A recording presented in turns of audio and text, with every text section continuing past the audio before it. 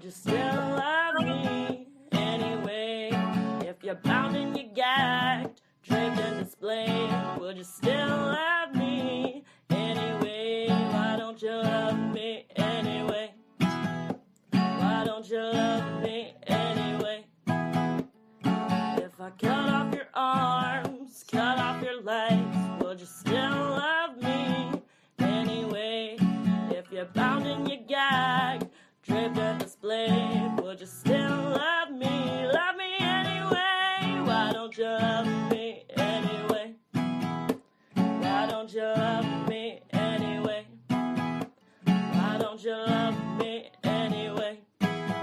Why don't you love me anyway?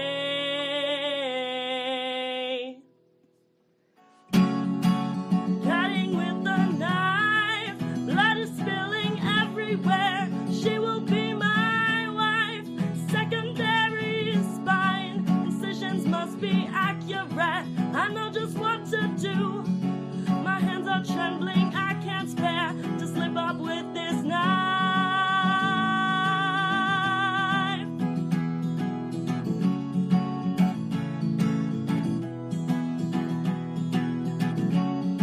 Her beauty's so illogical, the beast come gliding in. Hideous chameleon, she shook down to her skin. Dance to the burning flame, pleasure exhumes the pain. The night bursts into flame. It's Helena. Oh.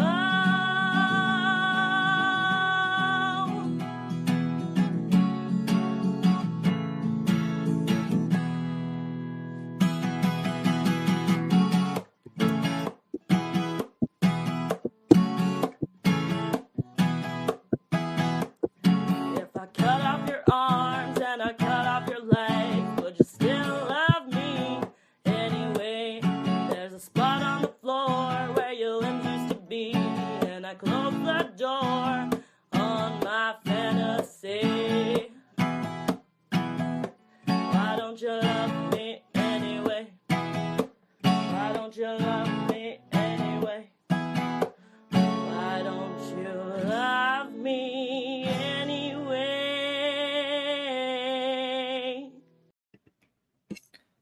Hey guys, it's I'm making a video because I'm speechless really, and I'm just really sad about what's going on in the Richard Allen trial. I'm sad because it started off with these two little girls, 13 and 14, best friends, going to walk on this Monon High Bridge, which is just this creepy looking bridge.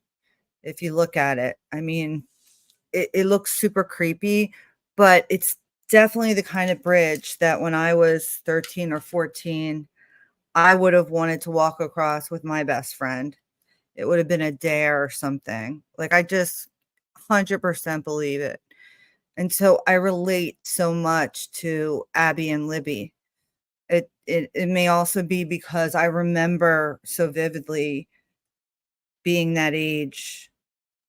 I remember being 12, 13, 14, 15, 16. Those ages for me are just, I remember the feelings I had during that time. And,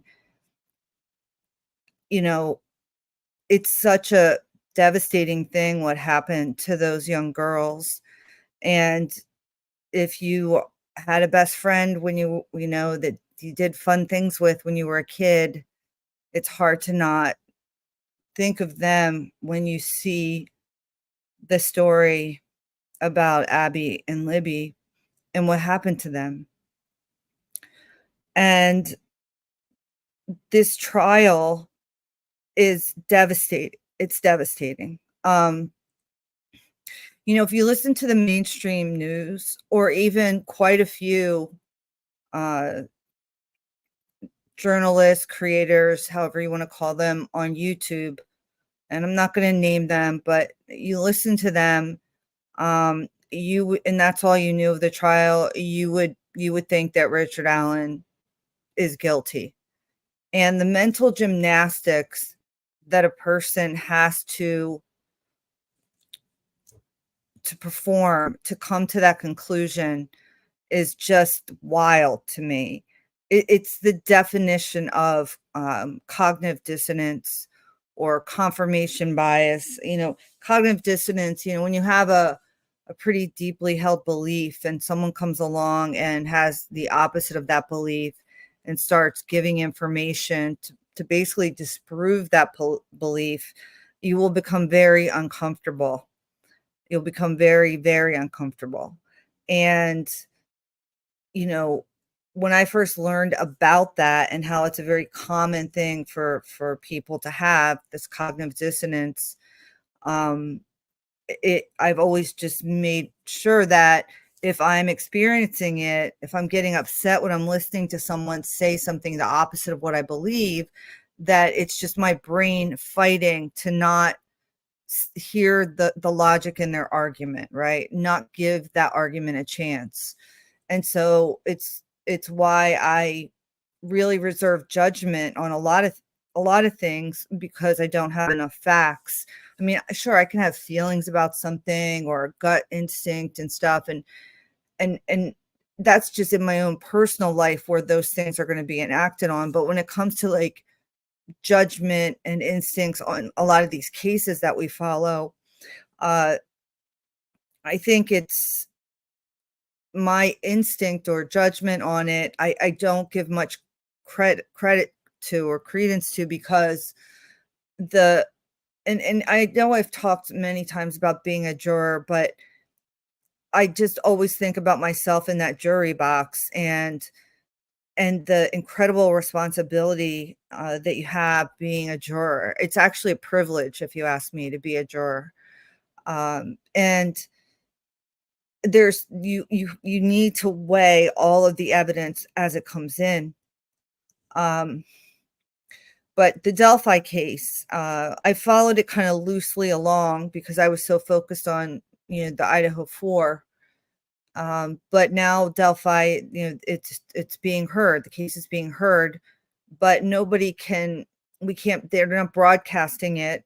And so all we have are mainstream media propagandists, because I don't know about you, but I don't trust anything anybody in the mainstream media says. It's such blatant lies and propaganda. So, the go-to is to watch people on YouTube. And there's only 24 people allowed in the courtroom outside of family and the approved press. And thank God that we have Andrea Burkhart in there, because she is I think the only one that's bringing detailed perspective. I mean, she's telling what happened. She's written all the notes. And I heard another creator who I used to like her stuff. I'll never watch her again now, because I guess I'm loyal in that way. But she made a comment about Andrea just being in this for the clicks and views. And I'm just like, this woman, who I thought was witty and smart, is neither of those things. She clearly has no comprehension what Andrea Burkhart is all about. The work that she's doing in this Delphi case is incredible. I did try to give I talked about hidden true crime the last time I talked about Delphi, and I tried to give them a chance because Lauren is also there, and it was her husband, the criminal psychologist, who came up with his theory about why it's Richard Allen. But that's just from a criminal psychologist perspective. It's not about the evidence. And he painted this horrible picture of Richard Allen that I was like, I don't know any different. I guess that could have happened. But I still felt like 80% of me felt like this guy's innocent, just gut reaction, just like when I saw Koberger, just like a gut reaction or an instinct, like this doesn't make sense, right? But now, after hearing, it's like every day this trial gets heavier and worse. I it was hard to listen to what Andrea had to say tonight because and I think everyone should go and listen to what she had to say about this trial. It is so beyond disturbing. I just want to bring it back to the beginning because it's I think it's important to remember how this man got convicted to begin with. This horrible crime was committed against these two little girls on a February day, and that in and of itself is just devastating. And for 5 years, they could not find the perpetrator. They had 2 separate sketches that look nothing like one another, including age. And, people say, well, I heard somebody say, well, I can't tell ages. When I was a kid, I thought a 50-year-old could have been an 80-year-old. That doesn't make any difference. When you're describing to a sketch artist what the person looks like, they're you could tell them I think they're 40ish, 50ish, but you're gonna describe certain things and they're drawing it as you're describing it. They're trained in this way. So if you're saying like their eyes were heavy or they look like they were really tired, they're going to put those things into the picture and the person will look older, right? The one person looked very youthful, like 20s maybe. Um, and then the other person looked like I thought like 50s. Not even close. Not even close. So I don't think that's a good argument. They're 2 separate sketches that make no sense, and they weren't allowed in the trial. And I get it. Normally they wouldn't be anyway because it's hearsay, but in this sense, it's exculpatory somewhat. But that's not even the problem in this trial. That's like a nothing burger compared to the other stuff that has gone on in this trial. So 5 years, they have no suspect. Nobody, they have these sketches, this little tiny town. Nobody recognizes these 2 separate people, right? These 2 men. They have the video from one of the girls' phones that shows a man that's kind of like walking or limping. It looks like a little bit towards them, which, okay, they're videoing this man for a reason. They're worried about this man. But I always thought it looked like that guy, Ron Logan. He was ruled out. It's not him. Okay. But it doesn't look like Richard Allen at all, you know? And it could have been him. Sure, it could be him. But the face, you can't even define the face. You can't define that face. You can't tell the age. By the build and everything, it looks like a man that could be anywhere from his 50s to his 70s. And the features on the face are you can't define them. So they have that. They have the other video, which for some reason I vaguely remember seeing it where you hear a man saying like down there or go down there or something, but you don't see the person. And this is clearly the girls like asking for help. Like they know they're in trouble, and one of them is smart enough to start recording and get this on film. But unfortunately, I don't think that we have the perpetrator on film. It would be odd to be if you're scared and you start filming someone, it would be odd to think that the guy on the bridge is walking towards you and that's who you're filming. I don't know. It's a very strange situation. And I also think it's a precarious place for someone to try to snatch the girls, like on that bridge. If there's any kind of fight, you're both going to fall off. I guess it's at the end of the bridge, but regardless, so they have that. And then they have some eyewitnesses, and the eyewitnesses, the one woman, Brenda Blair, describes like seeing a guy like covered in blood walking down the road like after that time period, and another person describes a young man who's appears beautiful in appearance and muscular. That's not bridge guy. And the prosecution is trying to tie all these loose threads into one thread where it points to bridge guy. And bridge guy is apparently supposed to be Richard Allen. That's just horseshit. And I know for a fact, if I was on the jury, I would be like, this is really weird. I'm sure they have more. Anyway, so after 5 years, they can't find this guy, and they have someone who is retired who now volunteers to do secretarial work at the police station, going through all of the old tips from the beginning of the investigation. She wasn't really supposed to be reading them. She was supposed to sort of just be to file the ones that had been cleared, basically, and separating them. But she decided, I guess, to read some of them. I don't know. She's not trained to do this. I talked about this in my last video, but think about this. This is a retired woman who's volunteering to do secretarial work, and she's going through these tips. She lives in Delphi. It's 5 years, and an election is coming up. Maybe she knows the person running for election. Maybe they said, see what you can find in there to help us out.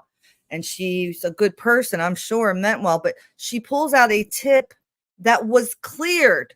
And that bothers the shit out of me because it's important. The tip was cleared. Whoever took the tip and the information at the time from Richard Allen cleared him. And here's the thing. They didn't go and question Richard Allen. He came in there and said, hey, just like when something bad happens, they say, if you know anything, if you saw anything at all, just like they did in Idaho, please call us and let us know. And as a good person, he comes forward and he tells them, I was there that day. This is where I went. This is what I saw. I don't, he doesn't know what they're looking for yet. He has no idea. And apparently he had seen 3 girls. 2 of them were younger and one was older and was babysitting them, it looked like that type of situation. But he never saw Abby, and he didn't see 2 young girls. He saw 3. He gives the information and he leaves. And for 5 years, he's just living his life. And then because this woman who is not trained picks this tip out of a pile and shows it to someone, and they decide to look at it again, they go and they ask Richard Allen, they want to interview him. That's how this starts. That's a problem in my mind to begin with, but okay, fine. That's how it starts. So they interview him and they start asking him more detailed questions, where he was that day, why he went there, what was he wearing, which, by the way, somebody in my comments said he owns a blue Carhartt jacket or whatever. He said he has a black and a blue one, apparently, and he doesn't remember at that time. This was like 5 years later. He doesn't remember what he was wearing that day, but it was a black or blue one, and probably sneakers. And why was he going there? It was a nice day. He was going for a walk. He wanted to look at the fish. You can see the fish from the bridge, even though it's high up. The water's clear enough. Andrew verified that. For people who say that was a lie. No, it wasn't. He goes in there and he's talking. And then the next thing you know, they start getting more detailed with these questions. Well, do you have guns? Do you have knives? And Richard Allen is just like, yeah, I do. Like probably everybody else in this town, and they're using this technique Andrew described. It's called the Reed technique. And it's a way of interrogating someone to break them down and confess. It's a psychological tactic. And they're basically using this against him. And in the beginning, he doesn't really know what's going on. He just thinks they want more details or something. And then all of a sudden he realizes when they want to look at his phone. So he's like, here, look at my phone. Like, go ahead. Like, he doesn't care. He has nothing to hide. And then they say, well, we saw your car here. They're trying to like imply certain things. They're lying to him because, like we all know, police are allowed to lie to you. They're lying to him. And he's like, I don't give a shit what you saw. Like, whatever you find or see, like, it has nothing to do with me. I didn't kill the girls. And he's saying this over and over again. And this cop is just like pushing him more and more into a box. And he's like, well, we'd like to come to your house and take a look around. Is that okay? And he says, no, it's not okay. Because now he's starting to realize, like, they're focusing on him. And he even says, my wife and I watch Dateline and I know what you're doing. He knows the cop is trying to set him up. Not even set him up, but the cop's got his sights set on him. And he's like, fuck, right? Because he didn't do it. And he's just coming in to be a good Samaritan, follow up 5 years later on a tip that was cleared. It wasn't even a tip. He volunteered that he was there. Then they bring his wife in, and, they make him wait while they get a warrant to search his home. Actually, that part might not be true. It was a long night with Andrea listening, but essentially he leaves. At some point he leaves because he's like, I'm done. I'm not talking to you anymore. Like, this is bullshit. They do get a warrant, they get the guns, and then the cop brings them back in and says that bullet that we found at the scene belongs it's the same bullet that came from, it's from your gun. And Richard Allen's like, it's not possible. And he goes, when's the last time you fired that gun? He's like, I don't even remember. Well, why do you carry it? Because I don't want to get like bit or hurt by a dog or whatever, which that sounds reasonable. He doesn't really need a reason. If open carry is legal in the state of Indiana, you don't need a fucking reason. It's legal. So there's no reason you don't even need to answer that question. But he gave an answer. And then he's like, well, the cop kept pushing on him with this shit logic about how the bullet was matched to his gun, which PS, even the expert can't be 100% sure. I did that whole unspent round business. Like, I'm not even going to get into it again. Just know that if you actually open your mind and understand that people are incompetent and people don't like to be wrong, that this is what's happened. They put their sights on him. They're going to use this shit science to connect him to the murder. That was it, though. That's all they had at that point, was an unspent round that they claim was matched to his gun. That was it. They start getting into a big fight. The guy's like, you did this. You fucking killed those kids. And he's screaming at him. And Richard Allen's like, I didn't.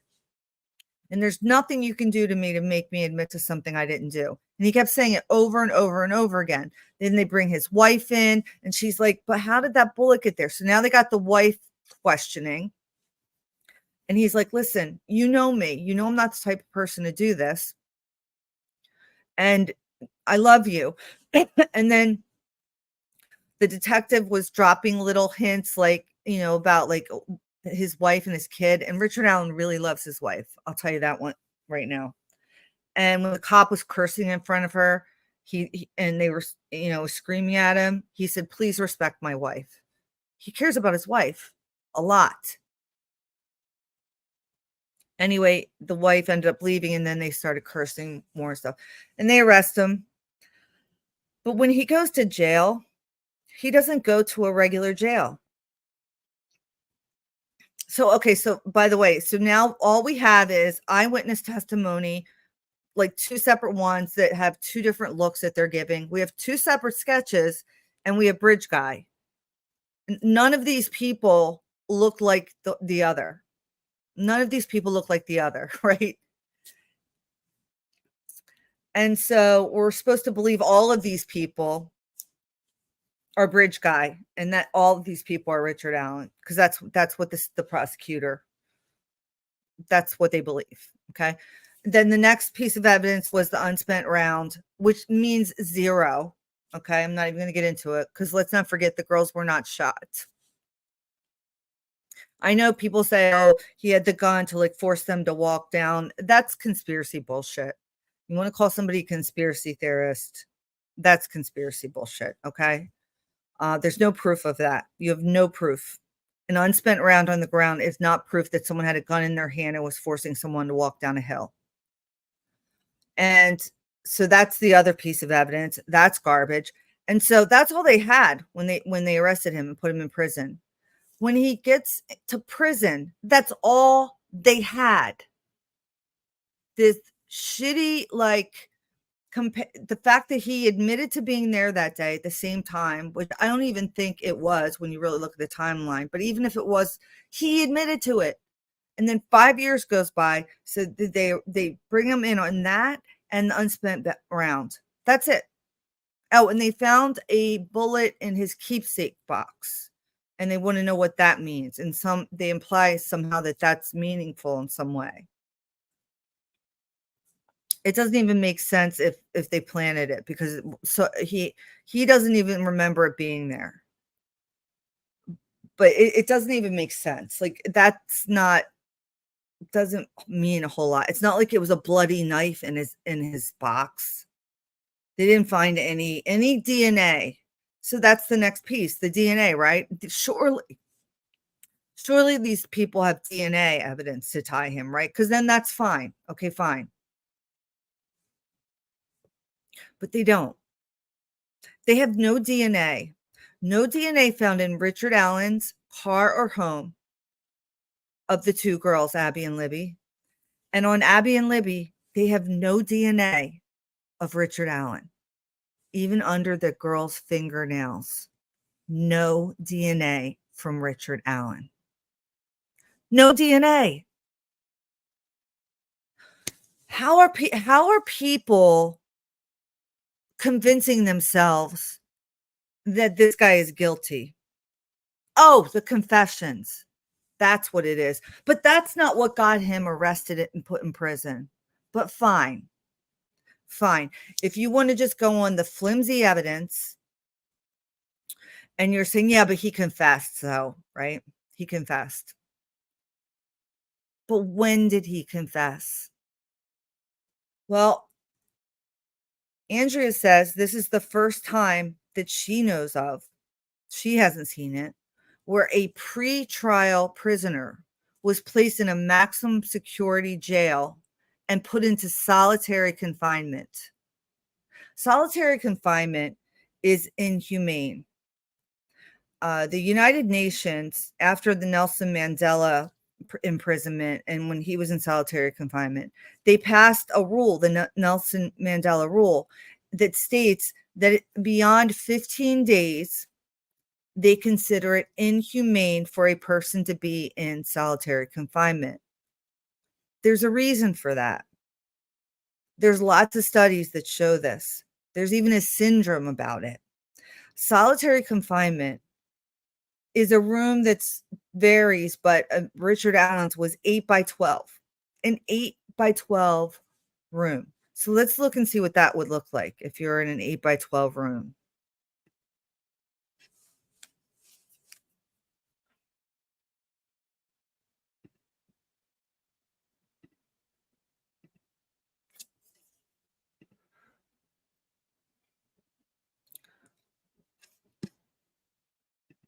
So that's what the room looks like.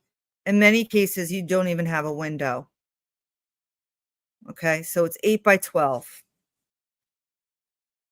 He was put in solitary confinement. Now, why was he put in solitary confinement? Well, most people in jail, the reason they put you in solitary confinement in jail is for a disciplinary action because you caused some type of problem in the jail. Or you can cause a threat in the jail, like you're a gang member, say, or something like that.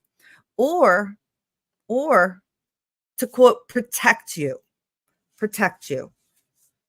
So, if they feel that you being in the general population could be a threat, say like P. Diddy or a Chomo or something, they're going to put you in solitary confinement to protect you. See, the jails don't have any special accommodations for prisoners, and they don't think it's a problem to put someone in a box like this because they don't see prisoners as people. They can't possibly view prisoners as people. Not with what I heard tonight. And I knew jails were bad, but this case goes above and beyond. It's beyond. Like, this shit might happen in China. Maybe. It probably does. But right now it's happening in Delphi, Indiana.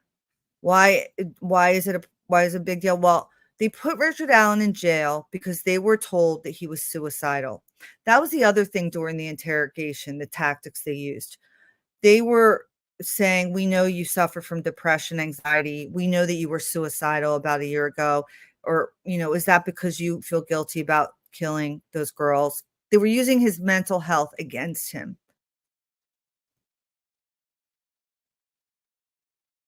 Okay. So he gets arrested after saying, adamantly denying it. Andrew said it was very clear. When you're watching someone in an interrogation video, you can just tell they're full of shit. You just know they're full of shit, right? She's like, you could just tell he was frustrated. He was angry. He was mad that he was being accused of this. And he was just like, stop, like, I'm done. Like, you're not pinning this on me. I did nothing. You're not going to find anything because I didn't do anything. And I don't want to talk to you anymore. I mean, he was saying things like that. He's getting pissed. But they kept pressing about his wife and his daughter, not making threats, but like sort of bringing it up. And he was like, just leave them out of this. Like, don't, he was being protective of them because he was starting to feel probably pretty fucking scared because he saw that their eyes were fixed on him. So when he got put into this max security prison, not the county jail, like Brian Koberger and other, people who are waiting prison, which that's a whole different story. But regardless, max security prison, they put him in this box the size of this because he's, quote, suicidal. He's suicidal. And so they need to watch him. And they have a suicide companion, which is the most oxymoronic name you can give someone who's meant to be keeping tabs on the prisoner who is suicidal. And oftentimes these can be either the correction officer in this prison or another inmate. I guess that's their lucky day. Like, they volunteer and they get to sit there, right? So he's in this 8x12 because he's suicidal, but he never made any overt suicidal. Like, he never said anything overtly that he was suicidal, but they said he was because he has a history of depression.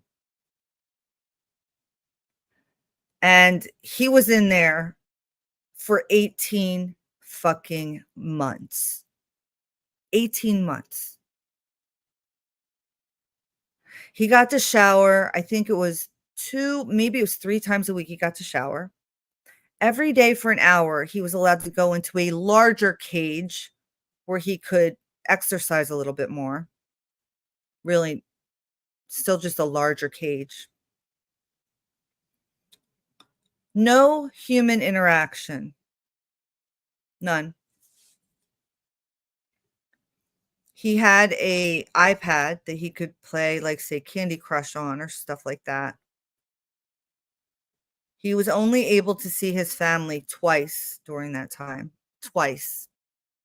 And the warden felt that was, that he got treated special because none of the other people in there got to see their family when they were in solitary confinement.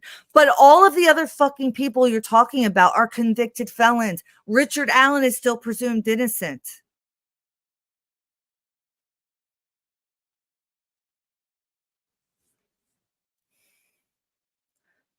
On top of this seclusion, many people who are correction officers, they don't interact with the prisoner. They don't treat them like a human. They don't even look at them. So essentially, you're a nothing. You're a nobody. Like, really a nothing and nobody. You're breathing, you're standing there, but nobody is looking at you. Nobody is talking to you. You were treated like dirt. Worse than dirt. You're not treated like a human being. Yeah, maybe people who are tough could take that for a week or two, maybe even a month, but 18 fucking months? You think you could take that 18 months?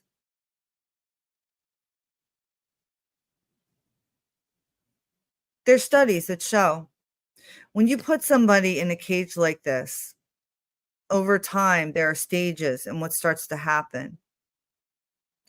If there's a window, maybe you can preserve your circadian rhythm, but if not, it's sensory deprivation. There's no sounds. You're not talking to anyone. There's no light. Have you ever been in a sensory deprivation tank? It's scary. It's a scary feeling because you start to wonder, what the fuck am I? You want to talk about depersonalization?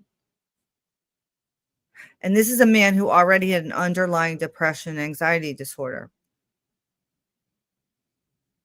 So here he is, not able to talk to anyone. Nobody speaks to him like a human being, in solitary confinement.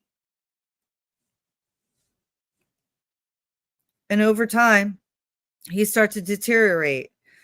And let me just show you here.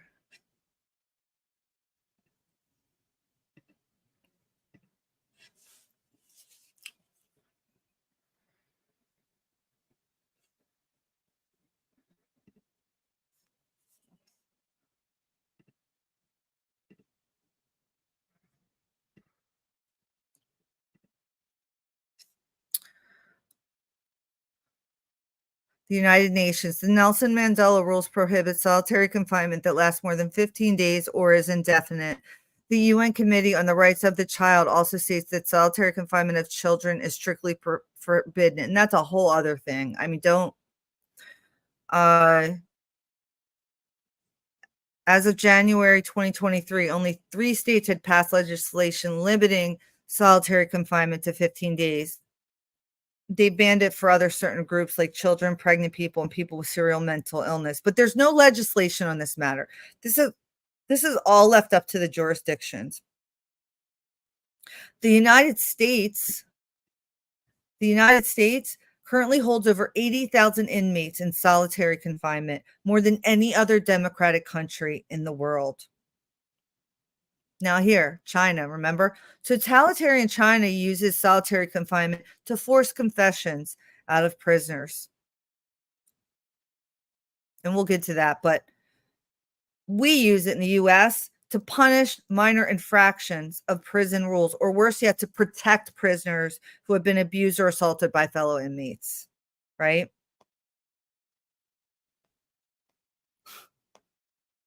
This is so disturbing to me. This is like, it's like one of those things that you kind of know is there, and if you know, if you look a little closer, you're gonna feel really upset.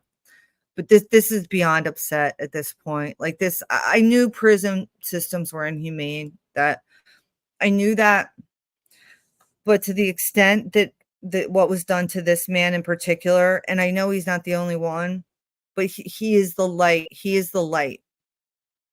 Andrea is shining that light. And people need to know about it. And people who are saying he's guilty really need to think about it. Like, open your eyes a little bit and look at what's going on here. He's arrested based on, he said he was there. He volunteered that information 5 years ago. He said he was there at the same time as the girls. And at that time, it was only 3 girls that he saw. And it wasn't Abby and Libby. And then the unspent round. Those are the 2 pieces of evidence that they imprisoned him on. So when you're in solitary confinement, things that start to happen with the sensory deprivation, you just start to hear sounds that aren't there. You get very jumpy. It sounds like plumbing, I guess, in some cases. People become paranoid. People hallucinate.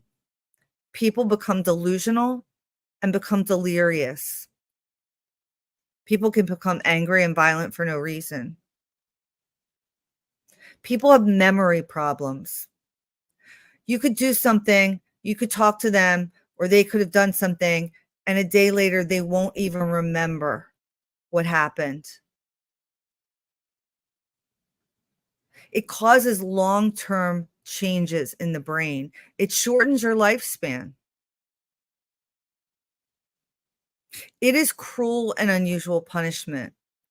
But wait, what makes it even more cruel and unusual, exceptionally so in this case, is this is a man who is supposed to be, according to our Constitution, presumed innocent. And what makes it even more egregious at this point, because even, let's say even he did, I believe that, they were able to prove that he was the killer. I still find this egregious. I still don't care. No one should be treated this way. And I'm not for the death penalty. And honestly, he wished he was dead, because he even said it, but I'll get to that in a second. We can't treat people this way. this vengeance, this ire that we have for people who have done wrong, treating them like they're a bug, like they shouldn't, they should be walked around and not looked at and ignored. They're irredeemable.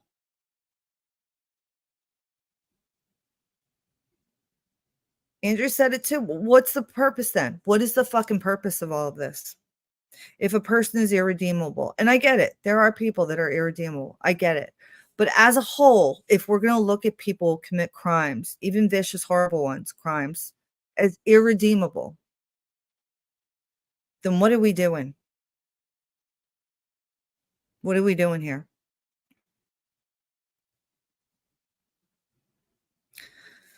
One of the justices, I want to find it here. I think it was Kennedy, said this.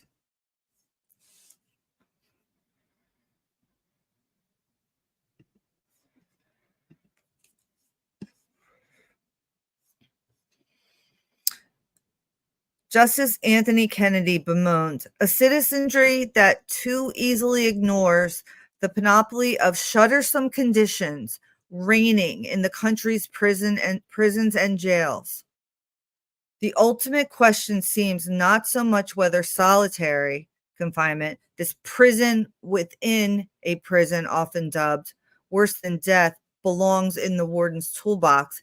It's whether we as a civil society even care about the monstrosity of an incarceration system that has grown too large to humanely operate. It's grown too large to humanely operate. And let's not forget when it grew that large. When the Clintons were reigning and they had their super predators and they built their super max prisons that they made millions of dollars off of. And they prosecuted people for drugs that these fucking people use.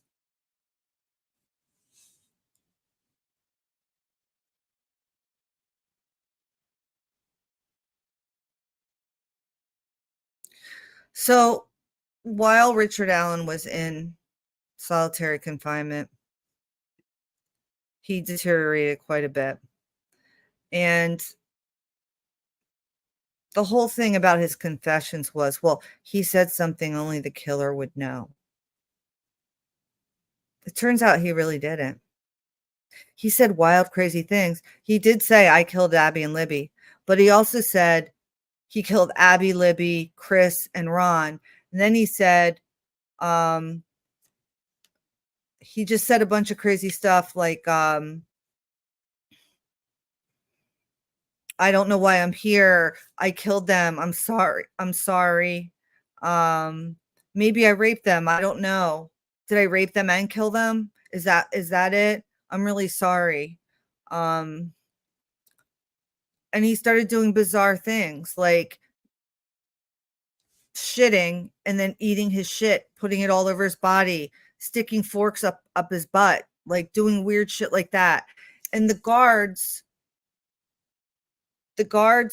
when questioned about this behavior, said, well, that's just prison. That's just adjusting to prison life.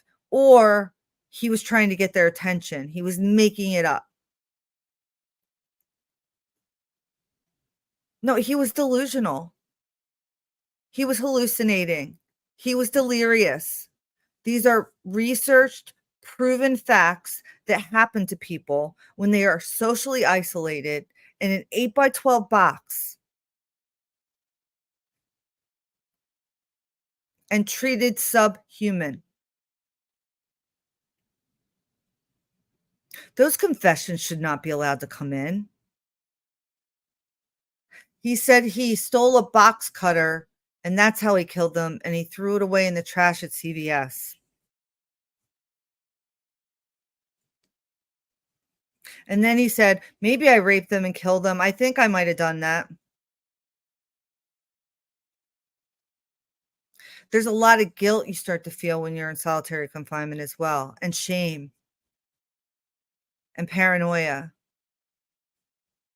Don't forget, he worries about his family. his wife and daughter. And he's stuck in this 8 by 12 box. And the evidence they have is so flimsy. He might really start to believe that he did it. Because what logical mind, what rational mind can allow itself to think that in the United States of America, that this can happen to you?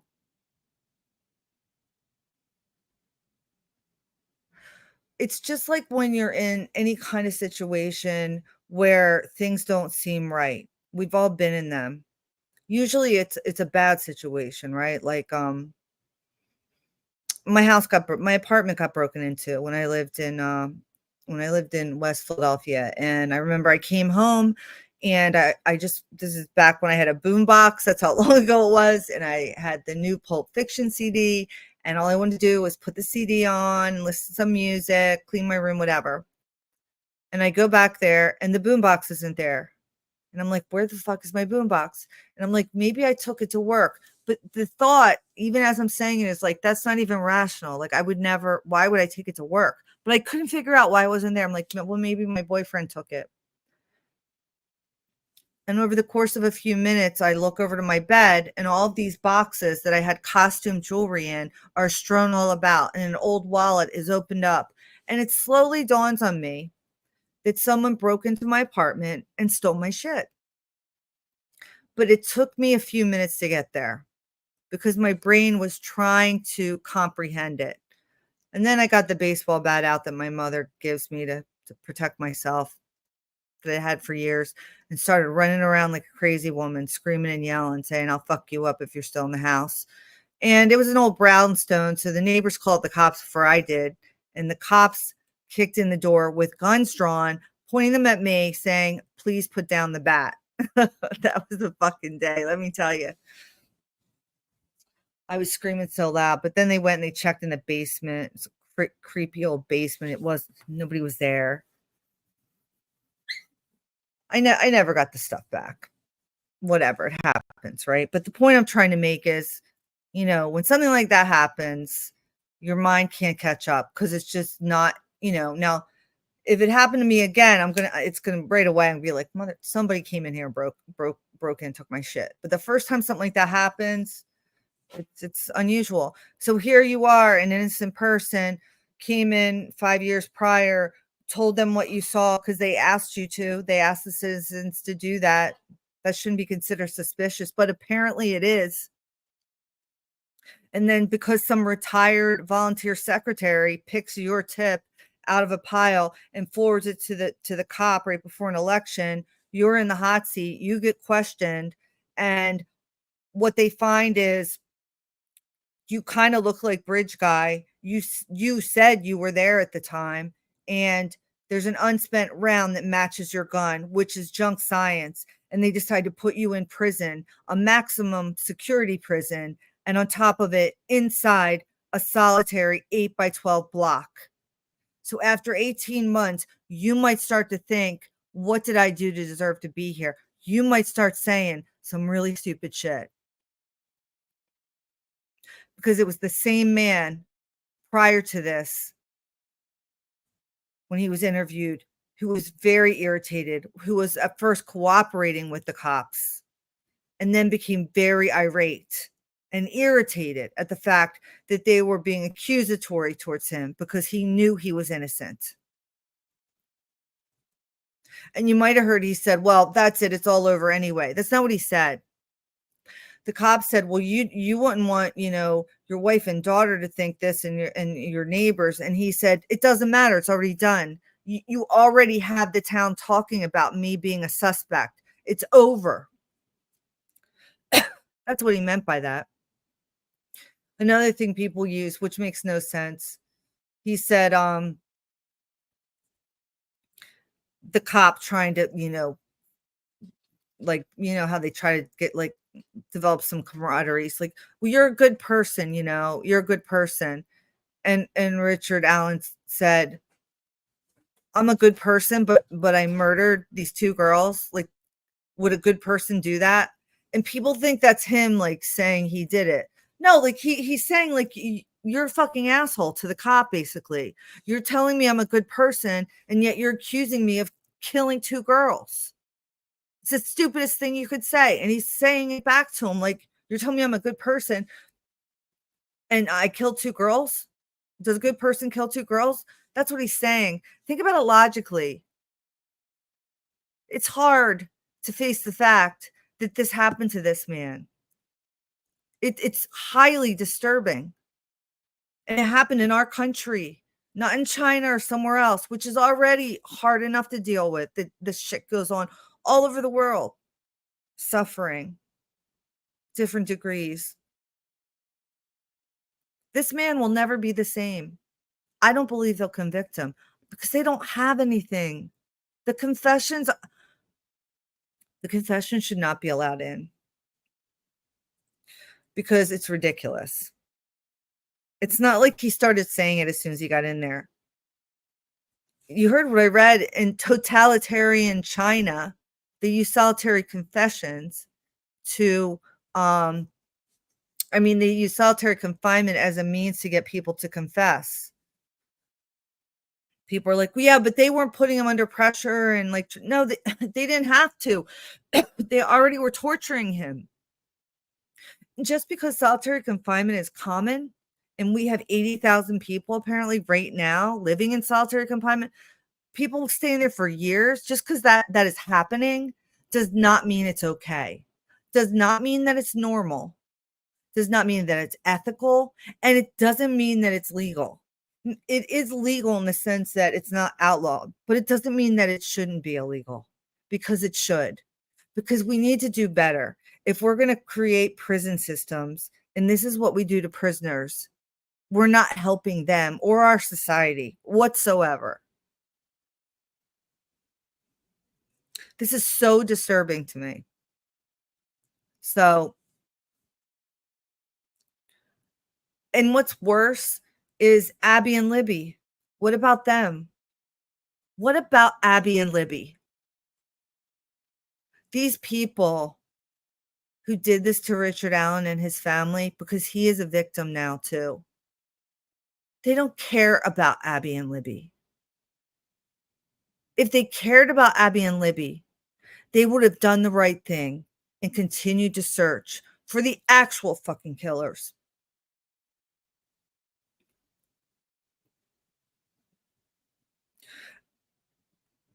Another thing I noticed in true crime, people say, "Oh, you're a Allen fangirl, you're a Koberger fangirl." Not to me, but I see those words being thrown around. No, I'm neither of those things. I'm a civil rights, a constitutional rights fangirl. I care about how we treat people.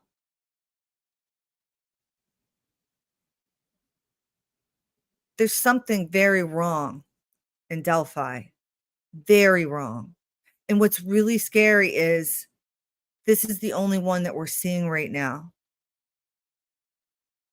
We already know there's 80,000 people in solitary confinement.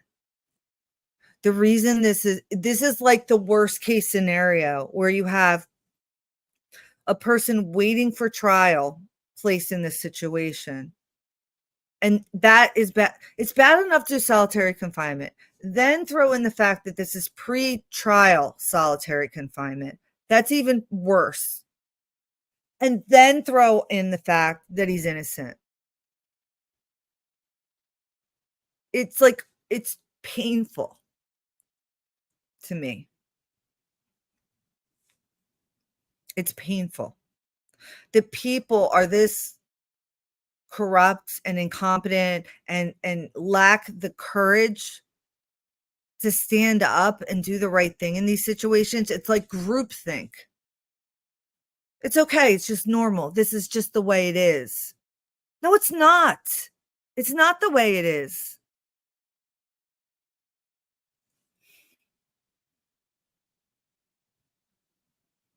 You have to say something when you see this shit, even if you're afraid. If you don't say something, expect it to happen to us. Expect it to happen to you or someone you love. when we're silent to this stuff. And I can't even deal with the people that aren't looking at this and understanding what's actually going on at a larger scale. Still trying to hang on to like grass and threads that Richard Allen is actually guilty. If they were watching a movie of this shit, they would be rooting for Richard Allen to get out and the real killers to be found. But because it's reality and they have this attachment to the idea that he's guilty, they can't give it up.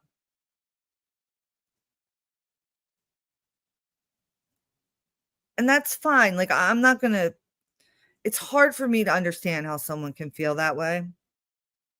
But I'm still not going to like say they're bad people or degrade them. I mean, it doesn't make any of those things true. It's just, they'll do that to people like me who think he's innocent, you know? And that's fine. I don't, it's whatever. It's just, it's really sad. It's really, really sad. And I'm so thankful for Andrea Burkhart for her coverage of this case, for her. I mean, this isn't new to her, this whole issue of like prison reform and prisons need to be reformed and stuff. This sounds like something she's been passionate about for a long time. And it's probably one of the reasons why she really wanted to be at Delphi, because she could tell there's something really bad going on there. But she's been very measured in terms of what she said about this case up until today. And today, I don't think anybody can be measured about it if their eyes are open to what they're seeing. I don't need to be a criminal defense attorney to hear what Andrew's saying and know exactly what she's talking about. So I highly encourage you guys to go watch her stream from tonight.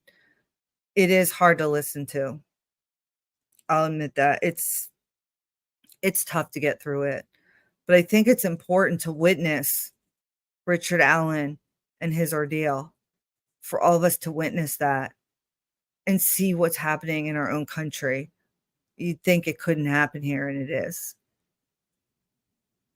So that's all I have for tonight. It's not very uplifting. I'm sorry. It's still important though. And I'll be back soon. I just, I'm just like, basically, it's just devastating for all around. So I hope you guys have a good night. And if you stayed and listened to my rant, I really appreciate it.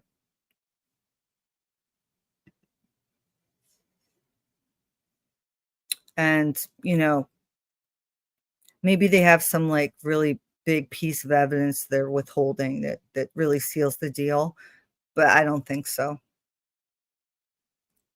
I don't think they have anything. I think this is their whole shit case.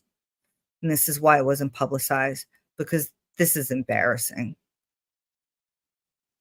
And it's egregious.